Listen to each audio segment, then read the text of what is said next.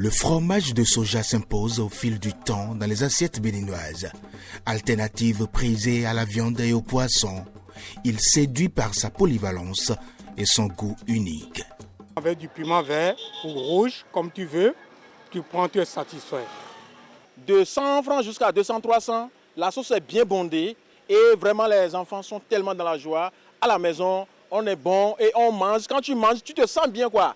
Mais derrière cet engouement, certains affirment que sa consommation pourrait nuire à la santé.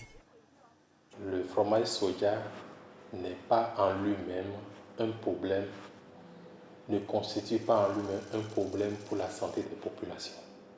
Là où on devrait avoir des points d'attention, c'est sur le diagramme de production. Il y aura un lavage, un trempage dans la même journée. Il doit y avoir une cuisson. Après la cuisson, il y a la fermentation qui dure environ 3 jours. Et ensuite, il y aura la phase de fabrication du fromage lui-même.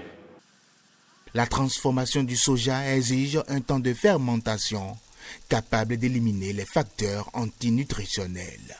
L'accumulation donc de ces facteurs antinutritionnels, puisque l'alimentation étant quotidienne, pourrait prédisposer les uns les autres à développer des pathologies, notamment les troubles liés à la digestion, les troubles liés au fonctionnement hépatique et qui peuvent avoir même des entraînements vers les troubles rénaux.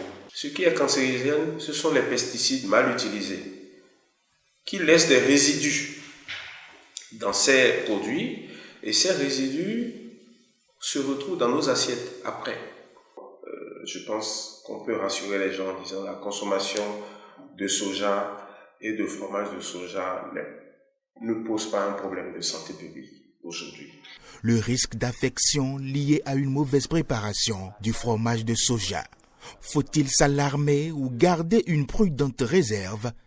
La question reste ouverte et le débat plus que jamais d'actualité.